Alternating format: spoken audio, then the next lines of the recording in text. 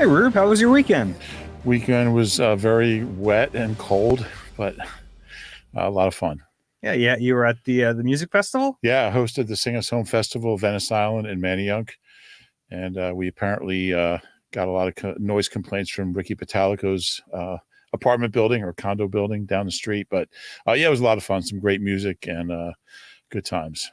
Very nice. This is the Eagle Eye Podcast presented by Nissan. He's Reuben Frank, dry now, and I'm Dave Zangaro. Rube, so on Friday and Saturday, the Eagles had their rookie camp. I was out there on Friday. We have a bunch of the stuff to talk about, some takeaways there. We'll go through your favorite exercise of the offseason, rookie jersey numbers. Love jersey numbers.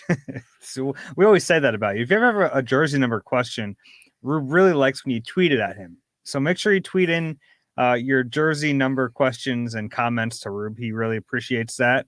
And then another former Eagle has found a new gig. So we'll kind of go through the list of 2023 Eagles who are now elsewhere at the end of the show. But Rube, I wanted to start with rookie camp because it's exciting. It's not like real football yet, but it's fun. Like, it's our first chance to see some of these guys in uniform. Yeah, and it's a big step for them. And, you know, it's funny because they're like, so much happens so quickly. I mean, these guys go from being, you know, I go to Clemson or, you know, I go to North Carolina State, whatever it is. And then week and a half later, they're at practice with an NFL team. It's a lot. It's a lot for these guys. And to me, the biggest thing is how do they handle the mental, like, what am I doing here part of it? Because that's a natural part of this process is just believing you're an NFL player, believing that you belong here. And then I think that shows up on the field. Like the guys who have that confidence look like they belong. And you see guys, we've seen guys who don't have that. It doesn't mean they're not going to have a good career, but certainly one of the first things you look at is that comfort level and, you know, who really believes that they belong here. Yeah, it's a lot. And even though at this point, like, they're keeping all of the offense and defense very vanilla, I actually thought Nick Sirianni brought up a good point about that. It's not just for those guys, but they have a bunch of tryout players in there too. And it's really not fair to anyone if you bog them down with scheme and terminology. Like, you want to be able to see them shine and be able to flash their athleticism and show what they can do a little bit. So now I thought that was a unique perspective on it. And I think it's a worthwhile one. It's like, there will be time to learn all the nuances of the system, but for now, like, let's get the feet wet a little bit. Yeah, and the thinking is, and I think Nick has alluded to this in the past, that you can't really see a guy play fast and you can't really see physically what he's capable of doing if he's bogged down in that learning process. So they bring him along slowly for the most part. And that's when, I mean, it's like anything else. Like, if you have to think about what you're doing, you're not going to be as good at it. Mm-hmm. So I think it makes sense. And I think there's a lot of value in just bringing guys along slowly. I have a bunch of takeaways from what we saw, which wasn't much. I mean, it's a limited window into a practice that's not much in general, but we did see some things at practice, and then we talked to all of the draft picks. So I have a bunch of kind of notes to go through, and I figured we could bounce these off each other a little bit. But I wanted to start with the top two picks because those guys are the ones everyone wants to talk about. Quinyon Mitchell and Cooper DeJean. Nick Sirianni said with Quinyon Mitchell, like, you can already see the physical tools kind of show up on the field, which is what you want because he has some unique athletic traits. Yeah, that's for sure. And that's always a good sign when you see something positive from a young kid in that situation. And I mean, it's crazy that they haven't drafted a cornerback in the first round in 22 years. Like, if you were in fifth grade, when they drafted Lito, you know, you're now in the 27th grade. Yeah, you're now, you know, halfway to retirement. Not really, but yeah, it's been a long time. So I think everybody's happy to see a couple young corners who have some traits and can run. And, you know, top 40 picks at the same position is unusual for this team. Yeah, and it's that position. And it hit me that, you know, these guys, they're hoping are cornerstones of the franchise and kind of two big pieces of the secondary for the long haul. And there's a chance that, you know, Friday was their first time on the field together, but hopefully it's a long time together. Yeah, and someone asked me, it might have been on the radio hit about their relationship, and I think that's kind of important. I think it's cool that Quignon texted Cooper as soon as he got drafted here and said, just like, it's time to go to work or something. Just that there's that relationship. Look, they don't have to be best friends. They might be, they might not be, but they're going to have to do a lot together. They're in this together. They're starting out together. They play similar and very much overlapping positions, possibly completely overlapping. We don't know exactly how that's going to play out, but yeah, they're the future of the position, and you need communication and understanding and trust and all that stuff between the two of them. So it's good that it started out as a positive thing. Maybe some first round corners would feel a little threatened. Hey, why'd you draft another one? Or who knows? But it seems like it's a pretty healthy relationship. They both speak highly of each other. I don't think they'd met before. I don't think they were friends or anything, but they seem to be getting off to a good start together. That's important. Yeah, they got to know each other a little bit in the pre-draft process. Cooper DeJean actually texted Quignon after he got drafted, not knowing that he was going to join him in Philly. So that's kind of a fun little part of the story. Yeah, it's exciting to see those two guys together. And Cooper DeJean said even in his first practice, he kind of played all over, which maybe he did. Maybe that's them telling him, hey, say you played everywhere. We don't want to tip our hand just yet with where we're going to play you as a rookie. But I think there's a chance that he's a long-term solution at corner. But we've talked about this, that in the interim, like the easiest way to get him on the field is not outside corner, because we think those two jobs are spoken for. So whether it's nickel or safety. Spoken for with Quignon and Slay, you mean? Yeah. Okay. Just checking. Yeah. They do have another corner under contract. Well, they have a lot under contract, of corners, but one under a big contract. Yeah. So, yeah. No, I mean, we've talked about that enough. Either way, it's harder to see Cooper getting time at outside corner than the other positions. Right. Yeah. So I believe it. I believe that they're going to try him in some different spots and see what he can do well. And I believe that we won't see that until late July or early August. And Cooper DeJean was asked about the video the Eagles released of them trading up to get him. Pretty cool. Yeah, real good glimpse, a rare glimpse into the process. And, hearing Howie just calling out those, well, if we're going to do this, we're going to have to throw in 210 and whatever it was. It kind of plays into your question to Howie about how do you keep track of it. It's all up here. He just does. Yeah. He just does. That's how his mind works. That was really cool. They thought they lost him. Yeah. When the Rams traded up to 39, they thought, oh, there he goes. We're not going to get him. And then the second that pick was announced and it wasn't Cooper DeJean, they had a brief moment of celebration. Then Howie realized, oh, I better go on the phone and make sure this trade goes through. Yeah. Someone said, there's a minute to go here. So they made it happen. It was, man, it's crazy to think just how little time you have to make these really complicated and, decisions that are going to play a role in your franchise for the next decade. Mm-hmm. You have a split second to make these calls. And Howie is so good at processing everything and weighing everything and getting it done in a short amount of time. I think that's what he's best at is making those quick decisions on draft weekend and using them to get talent and to get future picks and multiply picks. And we saw it certainly this year. And it ends up being this big celebratory moment. They get the guy they wanted, a guy they would have maybe taken at 22 if the draft had shaken differently, but they get him and they're all joyous about it. But then you kind of realize how close they are to missing him. Yeah. And for that, imagine that weighing on a GM. What if Cooper DeJean, he doesn't come here. The Rams take him. And then he becomes an all-pro. And then, kind of the one that got away. And, Russell Wilson's always been the example for the Eagles where they tried to get cute and they didn't land him. But, I'm sure there are others that we don't know about. They're not their social media team's not sending out those videos.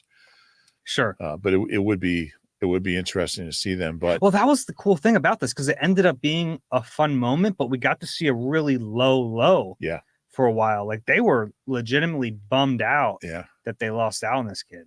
Yeah. Or they thought they lost out. And you also see the role that Jeff Lurie plays. And I'm sure some people will say he's meddling. I mean, he knows this stuff. Like he's not a scout and he's not a personnel guy, but he's very calm. And I think he's able to contribute some context at different points. There was one point where he said something, and I was like, "Well, no, not now. I'm not ready. I'm not ready. Not now." And Lurie's like, "Oh yeah, okay, I know." Like, not at 39, but yeah, it was cool. It was cool to see. That was probably the most like 3-dimensional glimpse into the draft day process that we've seen. Yeah, from Howie. Yeah, Eagles Unscripted. If you want, we've seen them celebrate. See that full video. Yeah, but we haven't seen, like you said, that's a great point. And little glimpses, right? Like, yeah. This was the whole process. It was, and I think it was pretty heavily edited. Sure. Yeah. Very heavily edited, but the Eagles social media team does an incredible job on that stuff, or their video, whatever it is. But it's really worth seeing, no doubt. Yeah, and it's access that we won't get otherwise. So. Definitely really cool. So that stuck out to me with Cooper Jean, just hearing his reaction to that. And like, it's got to make you feel good that like, there's visual proof of how much they wanted you here. Right. And he kind of joked that like, he's glad the Rams didn't take him now. That's cool. Certainly makes sense. Yeah. Well, I mean, going from 50 to 40 tells you that they really wanted him, but this is kind of humanizes it. Yeah. Yeah. It shows you a little bit more. Yeah. Jalix Hunt. I think fans are going to like this kid, and I don't know how much he's going to contribute from day one, but he's fun. He's a lot of fun.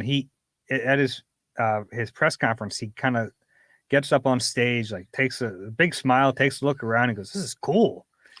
You figure how many people are covering Houston Christian? Not many. I mean, how many are even covering Cornell? That's what he said. He was like, he hadn't really had exposure to a lot of media attention until the Senior Bowl and the Combine. Yeah. And he said that was like those two events were really eye-opening for him. But sometimes we forget because we're so close to the process. But for a kid like that, like this is a really cool part of being a pro is all the attention and playing for a team that people really care about. Yeah. Especially when you have a personality like Jalix does, where you just like, why? How come nobody's ever interviewing me? I mean, you see guys getting interviewed like, man, I wish that was me. And he comes here, and I mean, who covers Ithaca? Probably, or not Ithaca, probably Cornell, probably Ithaca. Does Ithaca have a newspaper like this town of Ithaca? Probably. They probably used to and don't anymore. There might be like a Cornell like athletic website. Then you go to Houston. Probably like a newspaper, college newspaper. Yeah, most of those are digital now, but they might have a digital paper. But then you go to Houston, and like Houston Christian's, behind Rice, behind Houston. What other schools? You're a Houston guy. Well, all the other Texas schools have a big draw there too. Yeah, yeah. So I mean, he hasn't gotten any of this stuff, so I can see why he was just like soaking it up. All of a sudden, here's 30 media who are interested in him. Mm-hmm. That's pretty cool. Yeah, and he said it's like something that's cemented in his mind, like that moment, which is cool. It's something you kind of forget because we do this every day, that it is a unique thing, and it is, it's a lot for people who haven't been around it to get like questions shouted at you, or whispered at you, and you have to ask again. Like there's different. It's just different. Yeah, there was a rookie. I wish I could remember who it was a few years ago, who I interviewed back when we were allowed to interview people at training camp, and I did a one-on-one with him early in camp, and he's like, "Oh, hey, can you get me a copy of this so I can send it to my mom?" And like I'm used to like interviewing Fletcher and BG. Well, BG would probably send stuff to his mom, but it's pretty cool. And like within a couple of years, these guys will outgrow that. Yeah. It takes you back to like covering high school sports, though, where like remember like the one rule for high school sports, like get as many names in as you can. They want to read their names in the paper. Yeah. Is that the main rule? That was my rule. I thought I was getting the score right was my first one. That's a good start. Yeah, try to get the score right, and then like everything falls into place after that. Did you ever have like a big gaffe covering high school sports? Anything you just really messed up? Nothing major. Like I've heard the horror stories about like getting the wrong this, the wrong that, but nothing major. I did a story at my first newspaper, the old Gloucester County Times, now defunct, in Woodbury, and it was a story um, on youth football and how it was getting to be too much, like too competitive and too many practices. And um, I had one doctor, had one sports medical guy who said it's too much, and another one who said it's healthy, it's good, their bodies can handle it. And I flip-flopped the interviews. Oh, So I had the one doctor quoted as, because I had one big page on a big notebook, 8.5 by 11, and I had a line down the middle. So I had one guy on this side and the other guy on this side, and I got the names transposed, and so they were both pissed at me. yeah, that would crush me. That was tough. Yeah. Still haven't gotten over that. Yeah, it's a rough one. Yeah. No, I never had anything quite like that. I did once. I have one I've won. So, was it Kutztown football? Mhm. They were like low level, but they had like a really good program one time. So I convinced our old boss here to let me go write a story, like a feature story about their program, and they're the Golden Bears. Okay. At the time, I was covering high school sports in South Jersey, so Golden Eagles, Seneca, was on my mind, and I think I referred to the Golden Bears as the Golden Eagles. Yeah, that's not. I mean, Got the name of the team wrong. You got the nickname wrong, the mascot wrong. Sure. Yeah, that's not like. I didn't misidentify quotes. Two specialists in the field. But that was it. That was a rough one on. Yeah. Okay. Right. We all have them. Yeah. What else? So, the other thing from J. Alex Hunt, the difference between playing at Houston Christian and playing in the NFL. I thought this was a really insightful answer.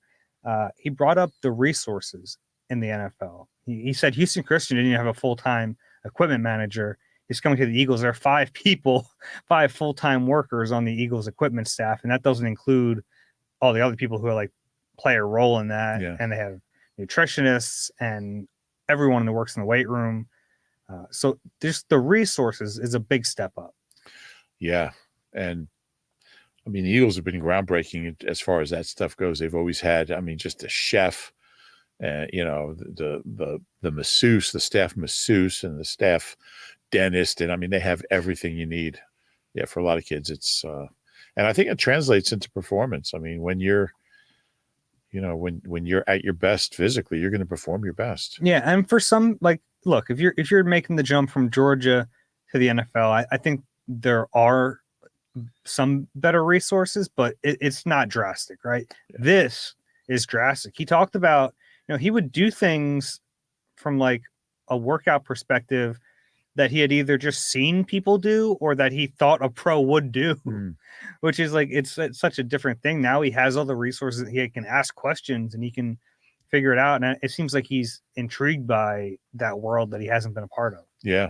And for a player who's so raw like that, showing an interest in all of those things, I think is notable. Yeah. And it's gotta be just coming into that atmosphere and that, those opportunities. It's got to be man, I'm going to have the real opportunity. It's still up to the player to do it, but you're going to have every advantage you need to get the most out of your ability. Mm-hmm. Yeah. We also talked to all the day 3 picks. Some takeaways there. I think everyone wants to hear about Jeremiah Trotter Jr. Very cool that he's going to live at home for at least a little while. Yeah. Yeah, it is. Save. So when you say save some money, yeah, I tried living with my parents for a month after college. That's how long it lasted. I got a little apartment in Glassboro. I lived with my parents for a while. Yeah, you did. After college, yeah. Yeah. I loved my parents and they were wonderful, but it didn't go well. Because you're used to 4 years, college. I went to college in Ohio, and now all of a sudden, what time are you going to be home? I don't know. 3 a.m. I don't know. But yeah, it's really cool. It's a cool thing. And hopefully Trot isn't coming home at 3 a.m. No. Got a lot of work to do. No, unless he's in the gym till 2:30. I think he's handling this really well. I really like his approach.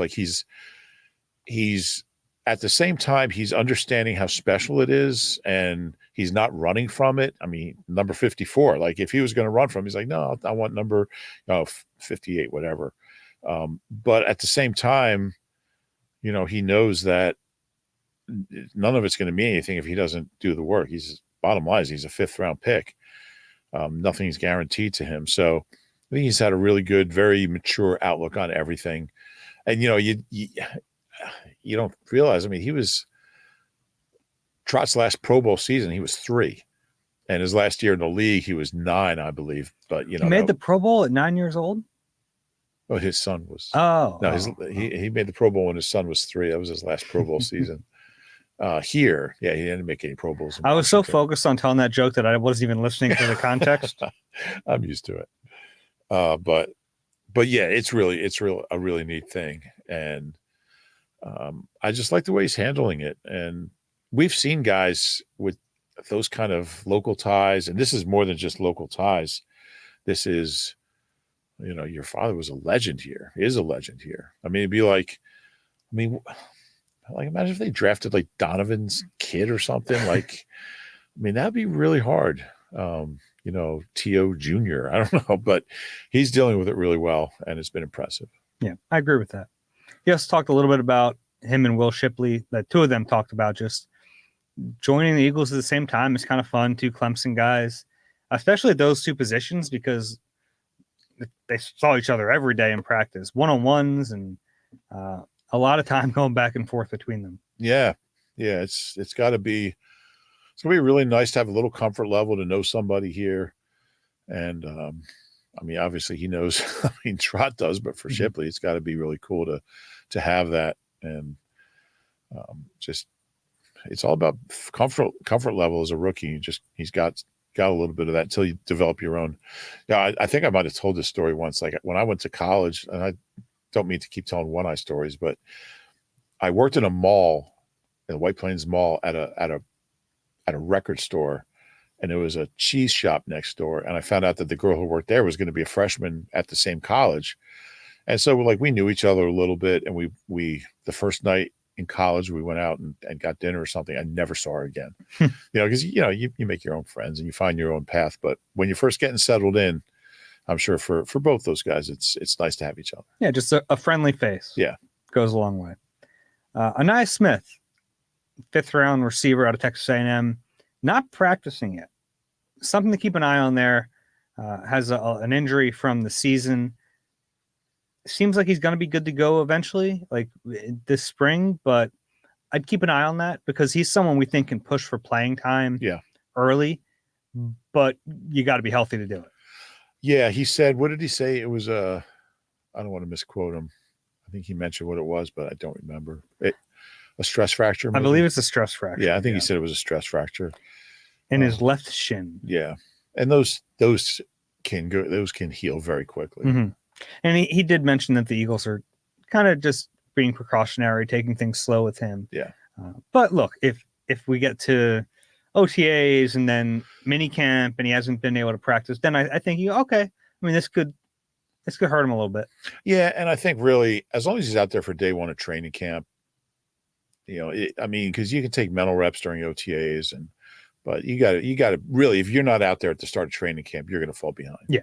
So as long as he's out there by then, I think that'll be okay. Yeah. I also thought it was interesting that he has watched XFL kickoff or the old XFL kickoffs to kind of prepare for life in the NFL, and it's an area where we think he could play a role. Yeah, that's really cool. That's some foresight there. I guess he's got some free time because he can't run right now. But yeah, I think we're all really curious what that's going to look like. So yeah. So if there's 2 returners back there, who do you think they're going to be? I really don't have a sense of that. I don't know. Do you? I have some ideas. I think Isaiah Rodgers would make some sense. Okay. I think Cooper DeJean. Cooper DeJean's an interesting one. Mm-hmm. Yeah. He just electric. I think Anais Smith does make some sense.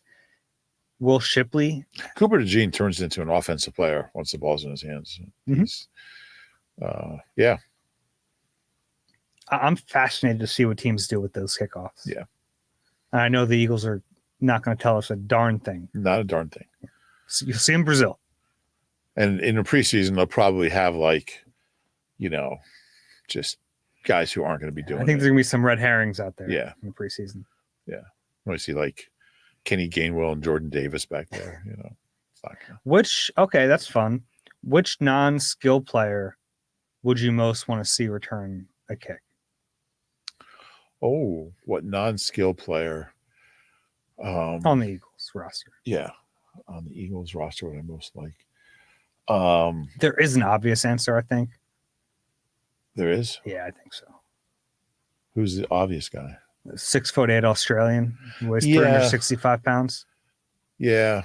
I'm thinking more of a real, just a, I mean, I was thinking of like a fast linebacker or something. How about, I know John Ross would be, he's a skilled player, but yeah, Jordan would be fun. What about like Bryce Huff? That wouldn't come to mind. I'm thinking more like a safety or a linebacker, you know, just like who can run, but I'm just not sure how about CJ? Oh, that'd be fun. I put CJ back there. Yeah. Be talking trash the whole time he's running. Why not? All right. What else here? Oh, Johnny Wilson. Big Johnny Wilson from Florida State. 6'7". 6'6". He's 6'6" and 3/8. Well, 6'6.5". 6. If he gets 6'6" and 4/8, then he's 6'7". Round up. You round up when you get to half an inch. Mm-hmm. But he's an eighth of an inch shy, so he's 6'6". Okay. Forever. Unless he gets taller. I have a growth spurt. Maybe. I'm still waiting on my growth spurt. He said he's always been just tall, always been the big kid. Some of these guys aren't. Like, talk about Jalix Hunt had a big growth spurt late. But, yeah, he did. Some guys are always tall. Johnny Wilson's always been tall. The Eagles had not talked to him about playing tight end. I know that you look at his size and you think, oh, tight end. No, they see him as a receiver, and he sees himself as a receiver. Yeah, and, you know, that's why he's here. I mean, realistically, that's his path. If he's going to play at all, it's going to be as a receiver. Yeah. Yeah. I asked him if it's tough to like mirror his game or model his game after other players, because there aren't many receivers in the league that are that big. The first name he mentioned was Harold Carmichael. Okay. Are you buying that Johnny Wilson has watched at least highlights of Harold Carmichael? Well, Harold probably, as soon as he was drafted, probably sent him a video montage. Hey, here's me playing. I mean, he's the best to do it at that size. He's the best ever at that size. He was the first. I mean, he was that's why he was such a late pick. What was he, a 7th round pick? Yeah, it's not like he opened door. Like, there haven't been many other guys. Right. Yeah, which is a little surprising, because you think a guy. I think generally when you're that tall, you lose some like short area quickness. Yeah, but you would think somebody at some point would have had success doing it, but really it hasn't happened. He hasn't met Harold yet. He will. Yeah. Left hash. Right hash. Even if he hasn't watched Harold, kudos for a little pandering there. I like it. Yeah. We're always up for a good pander. If you cover a Nick Sirianni team, you got to be ready for pandering. Dylan McMahon, speaking of, this wasn't pandering. This was legitimate. Yeah. He met Jason Kelce. Yeah. And I think that's really fun, because we've talked about, like, there's a whole generation of these undersized centers who have looked up to Kelce now for a decade. So for him to get to meet him, and then for Kelce to say, hey, here's my cell number, let me know if you need anything. Pretty cool. Yeah. And, I wouldn't get too carried away with, he's a similar size and he was drafted around the same place. And, I would just. Why not? Because he's not going to be Jason Kelce. He's not a Hall of Famer.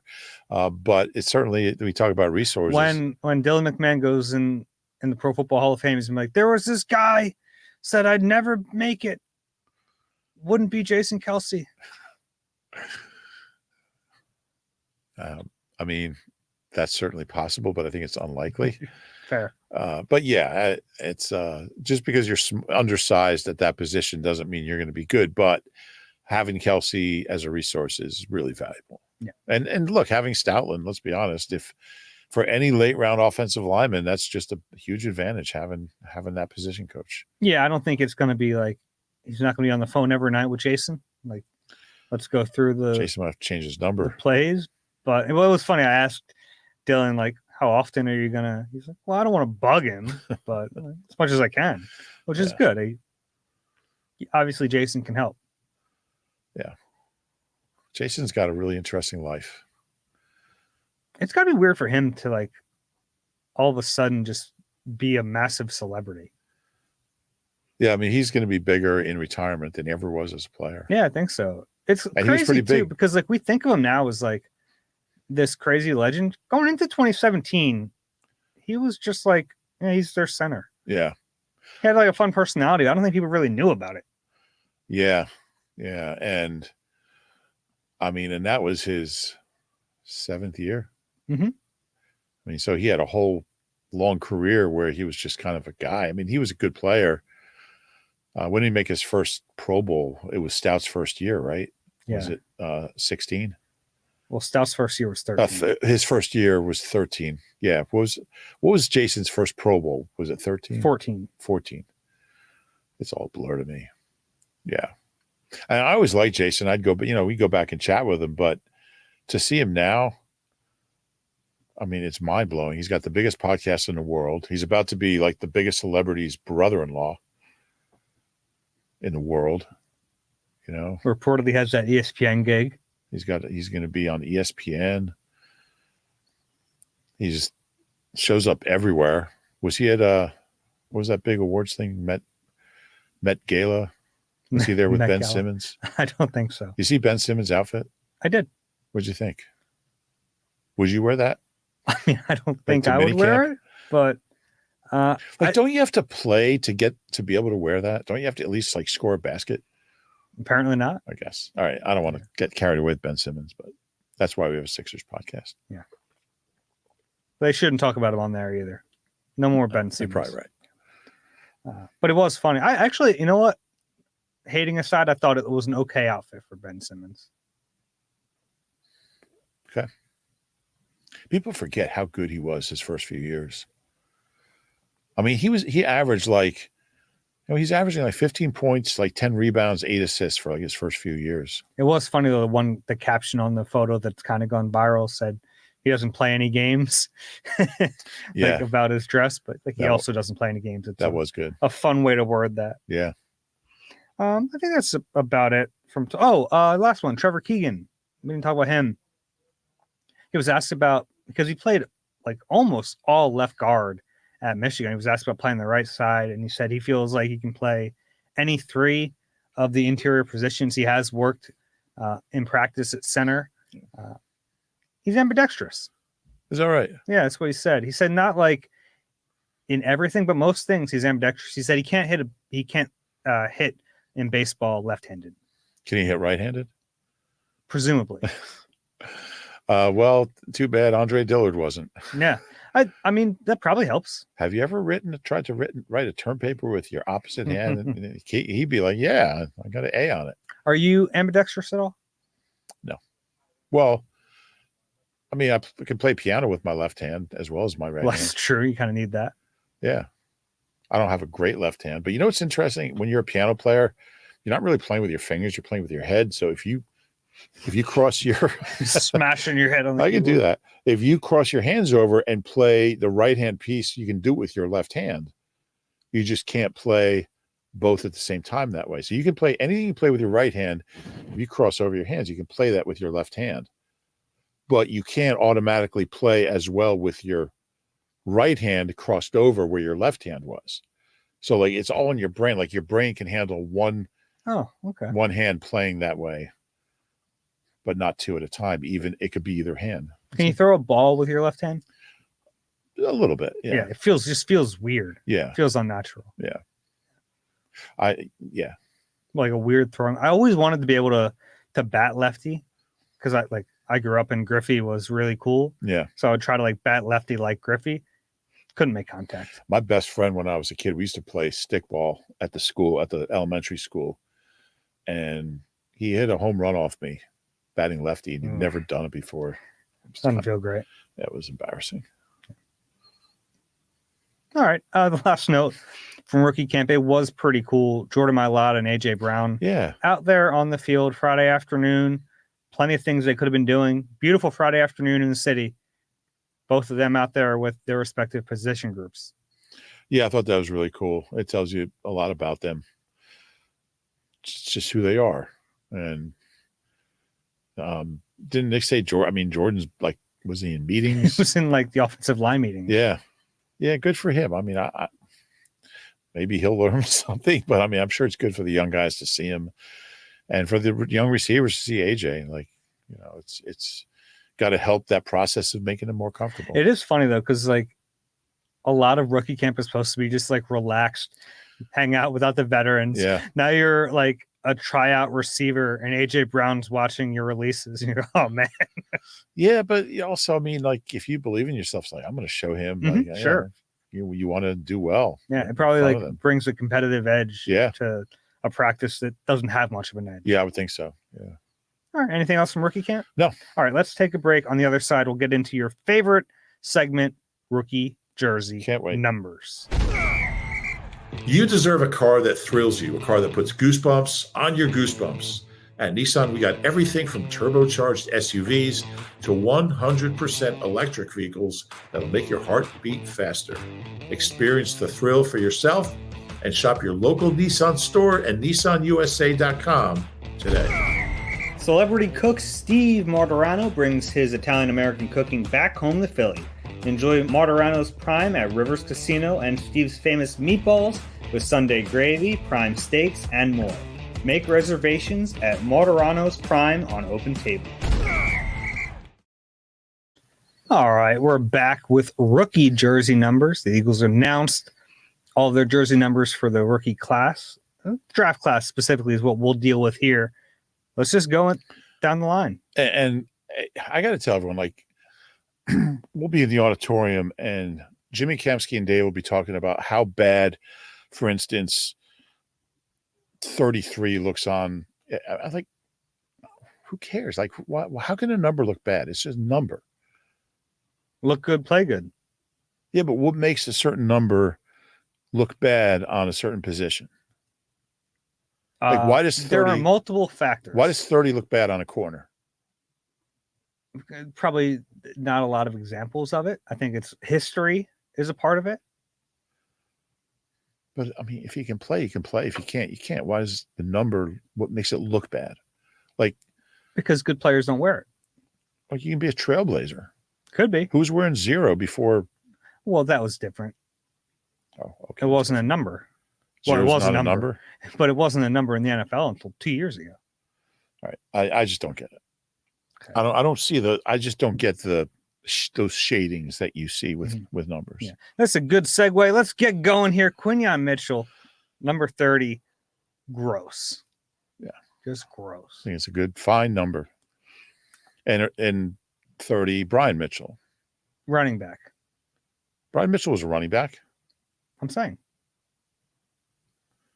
Okay. It's a fine running back number. Well, what's the difference? There's a difference for Corey Clement. Justin Evans. How'd that go? It did not go well, but not because it was a number. I don't know. Well, if Justin Evans was in a different number, maybe he's not hurt. I think so. I'm going to tell you what player I think of with each of these numbers, and 30 is Corey Clement. I think of him first. Okay. I think I do too, actually. That's probably one of the rare ones where we're in lockstep. Yeah, because most of the ones I think of are old timers. But yeah. It is fun though. If you have a Brian Mitchell in your closet, you can break that out. Yeah, which seems to be a recurring theme here with these numbers. Yeah, we'll get to that. But I also don't think Quinyon Mitchell is going to be in 30 for very long. You wouldn't think. No. Has he been asked what I guess he can't. No, well, in college he wore 27. So I mean, Zach McPherson's job is not safe. Right. You know, there's so many corners that they're not all going to be here. They're not going to keep 16 corners? I don't think so. So 27 possibility. We'll see about Josh Jobe. 28 could be a possibility. Yeah. Avonte Maddox, 29. We'll see. I think there's a very good chance. So all I'm saying is don't rush out just now and buy your Mitchell jersey. Gotcha. Okay, I won't. Okay. Second round. Cooper DeJean, 33. Don't hate this because in college he wore 3, so he doubled it up in the NFL. So 30 is gross, but 33 you don't mind. Yes. I just don't get that. Mm-hmm. I'm not being difficult. I just don't understand. Mm-hmm. It's a number. I'm aware that it's a number. Thank you. So I just don't see ugliness in a number. I see beauty.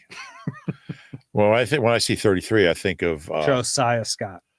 No, not Josiah. I think of Lefty Frizzell, William Frizzell, who was starting safety for really of all of Buddy's time here. And it's funny because I wasn't aware of the country singer Lefty Frizzell at that time. I am now, legendary country singer. But we thought Buddy called him Lefty Frizzell after the Maryland basketball coach Lefty Driesell because it sounded like it. We learned years later, but yeah, I think of Lefty Frizzell. Okay. I mean, honestly, the one I think of is Josiah Scott, which isn't a great one. That's not a great one. But that's just what comes to mind. Sure. 33. Jalix Hunt, 58. 58 is a good number for an edge rusher. In this city, especially. I think of L.J. Fort. Not really. I think of Trent Cole. Yeah, of course you do. Yeah. And Ike Reese. And Ike, yeah. I always I think Ike had a tweet that was like, good number. A lot of promise in this kid. It's a good number for an edge rusher. Yeah. Do you agree with that? It's not gross. Okay. I appreciate that. I don't think any of them are. So, yeah. Do you think that Trent Cole appreciates the word hunt being on the back of his jersey number? That's a great point. Yeah. Yeah. He probably likes Big that. hunter. Yeah. People got the. Well, they didn't. Here to help. Yeah. Because I think even his social media accounts are like Pro Hunt 58 or something. Yeah. He did like a hunting TV show for a while, like on the hunting channel or the whatever it was. Yeah. Yeah. Outdoors channel. Big outdoorsman. Will Shipley, 39. You have problems with 39? Yeah, don't love it. He wore 1 in college. Certainly not going to get that here. Yeah. I closed out my 39. Who do you think of when you think of 39? Honestly, I don't really. No one. I had the list in front of me, but no one really pops into my head. Not Shannon Sullivan. No, I mean, honestly, the one that did kind of was Craig James, but not strong enough to. Not Elijah Riley. Yeah, I don't really have a strong connection with anybody at 39. Mm-hmm. Quentin Demps wore 39. Yes, he did. So did Stanley Havili. Mm-hmm. I remember Quentin Demps. I ended up covering him in Houston, and at one point he had broken both of his hands. So he was out there with two casts. He didn't have any fingers showing. It was just he's out there with clubs, and he dropped an interception, a really easy interception. And I remember being in the press box who the heck dropped? Oh, okay. That's fair. He probably shouldn't have caught it. Sheldon Brown wore 39 for 1 year, his rookie year, before he went to 24. There's a few of those examples. When we talk about 54, PG wore that for a couple seasons. Yeah. Yeah. 82, Anais Smith. Let's get receivers back in 80s. Yeah, there was a bunch of research on that, right? Who was the last Eagle receiver to wear a number in the 80s? Well, Quez did. But the last good receiver. But before Quez, wasn't it Kevin Curtis? Probably. Yeah. They're all in the. I mean, Jordan Matthews did. Okay. Yeah. He was 81, right? Was he? Yeah. Yeah. It's just weird. It's all the receivers now want to be in the teams. Or I guess even. Jordan Matthews was 80 and then 81. Okay. He was here so many times. But it is weird, though, that, it's just all teams in single digits now for receivers. The first 8 letters of Jordan Matthews' name are the same as the first 8 letters of Jordan Mailata's name. Just saying. What number's next? Well, we were going to say the 82 Smith is Oh, yeah. It's the 4th Smith that we thought of, right? Mm-hmm. That were to wear 82.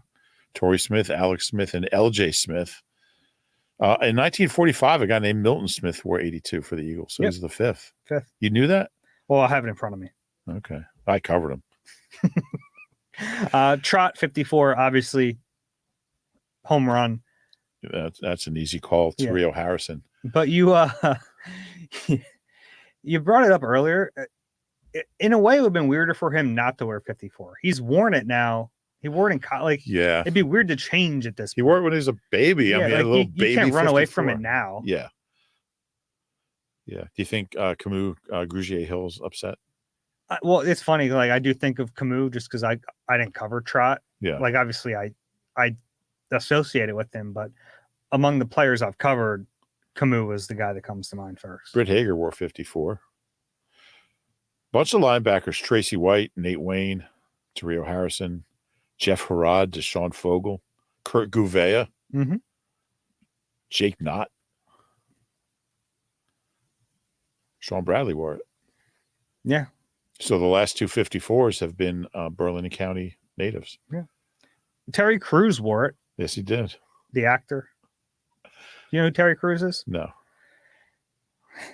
Really famous actor, but he was a football player first, and Oh, I remember that story. Yeah. Yeah, he's like a really famous actor. Really? But, What's he been in? I don't think he's famous. I never heard of him. Jesus.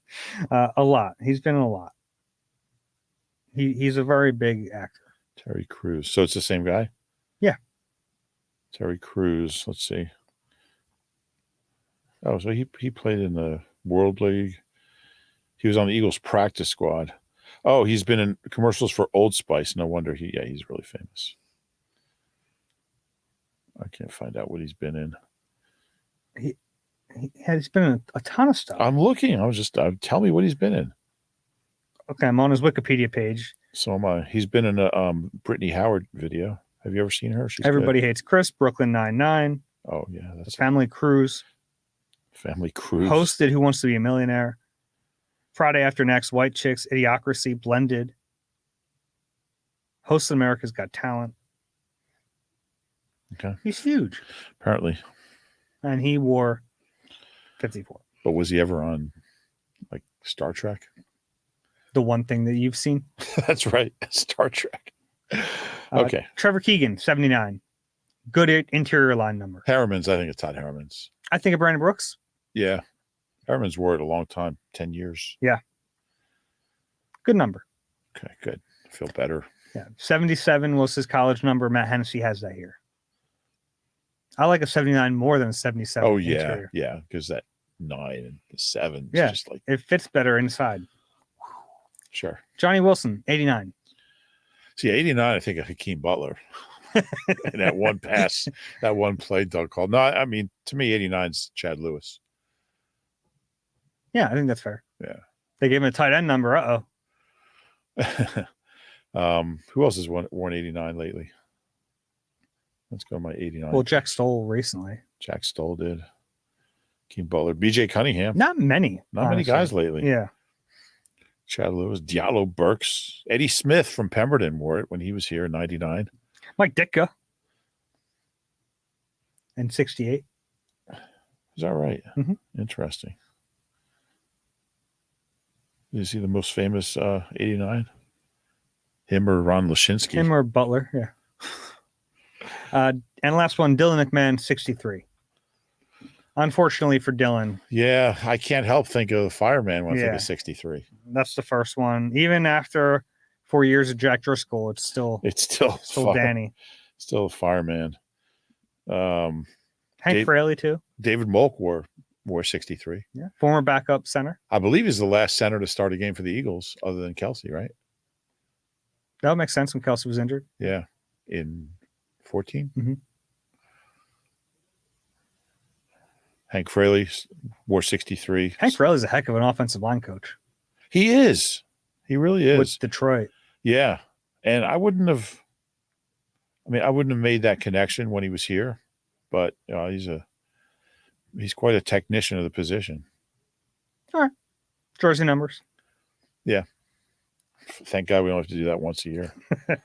All right. Rube's dental exam is over. Wanted to mention Rashaad Penny reportedly going to sign with the Carolina Panthers. We'll see what that means for Miles Sanders down there. But what do you make of the Rashaad Penny year? I feel like Rashaad Penny is a name that in like 15 years will be like, remember when Rashaad Penny was here? Well, I don't think we have to wait that long. Yeah, I think now. Yeah. Really weird. I mean, he came here with those crazy credentials, had the highest rushing average like by a running back since Gale Sayers. Or I mean, his numbers were incredible. He just never got an opportunity. What do you have? 10 carries, 8 carries all year. Never got off the bench. I would have liked to at least seen him a little bit. Now, I mean, they really like Gainwell, and Boston was still here, and he was playing when they needed a third running back, and that was the answer we got. But I got to think they didn't think he was in shape, or they just didn't like what they saw from him in training camp. I mean, why keep him then? I don't know. As an emergency. I think he was just a break glass in case of emergency type guy. Like if there were injuries, they felt better with him than someone off the street. Well, I think that's why he was still here, but I don't think they signed him with that intention. Maybe they did. Yeah, it's tricky. I don't know. I don't think he really flashed in training camp. Every once in a while, you'd see like a stretch run where you go, "Oh, I see a little bit." Yeah, weren't many. Not certainly not as many as DeAndre Swift in training camp really did flash. Yeah, and Gainwell always does. Like he always looks good in camp. So and Boston, like they knew what they had. He was solid. Right. He was going to contribute. But like even when they were up 45-10 early in the season or down 45-10 late in the season, he wasn't active a whole lot either. No, he wasn't active. That's true. He was up for a couple games. Yeah, it was a weird deal. And I don't think like we look at him, I look at him as this 6.0 career rushing average. I don't think the Eagles sit there and say, well, he has this career rushing average of, whatever, we have to play him. It doesn't work that way. It's more of a fan thing or a media thing. But I'm really curious to see how he does down there if they give him an opportunity. I thought there was a chance he might not play again. He's not a young guy. Was he 28? Yeah, and like running backs, that happens sometimes. Like a guy's just out of the league. Yeah. Dave Canales was with him in Seattle, so right. That makes sense from like a relationship standpoint. But they just drafted a running back. Miles is still on roster. Hubbard's down there. What do you think happens with Miles? Miles was awful last year. Yeah, he was bad. And I mean, I think having this offensive line is going to help any running back. What did he have? He had 432 rushing yards all year. He had a 3.3 average. I mean, his career average going in was 5.0. And he averaged 3.3, which is crazy. He had how many 100 yards? He didn't have 100. He had 2 games over 50 yards all year. He had a 72 early, and he had a 10 for 74 late in the season down in New Orleans in a big loss. He was just terrible. He still doesn't caught 27 passes, but just for 154 yards. He just wasn't anything special at all. Got a big contract. I think they're going to cut him. There's been talk of that, so we'll see. Eagles have a completely different look running back room this year. 3 of their running backs from last year signed elsewhere. Yeah. Kind of crazy.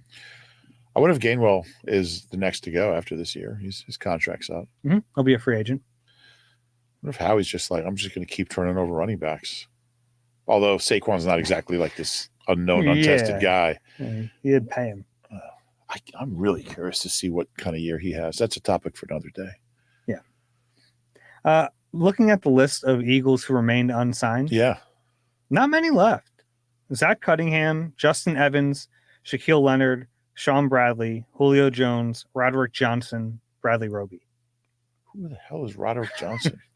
He was the other enormous Johnson that they brought in when Fred came, but Fred was better.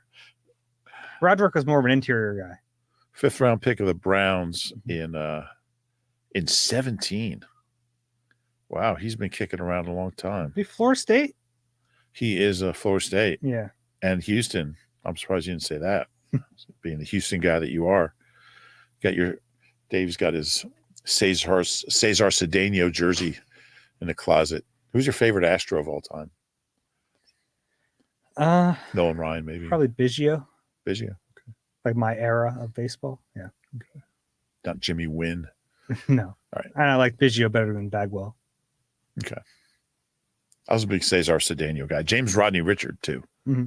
Yeah, he was a good one. Okay. Enough Astros talk.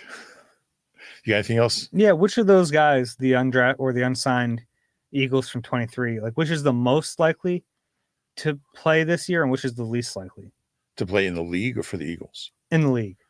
Give me the names again real quick. Zach Cunningham, Justin Evans, Shaquille Leonard, Sean Bradley, Julio Jones, Roderick Johnson, Bradley Roby. I mean, I think Julio is going to retire. But, I mean, if he wants to play again. He might make another run like mid-season. I think Shaq Leonard's done. I think he probably knows that. That was rough. I think as like a football fan, that was tough to see. Yeah, I think anyone who watched him last year understands it's just not there anymore. So I'm going to say him as least likely. Least likely. Who's most likely? Probably Zach Cunningham. Good tape last year. Here's Ask Cowie. Yeah, I mean, out of all those guys, he was the least. Yeah. I mean, he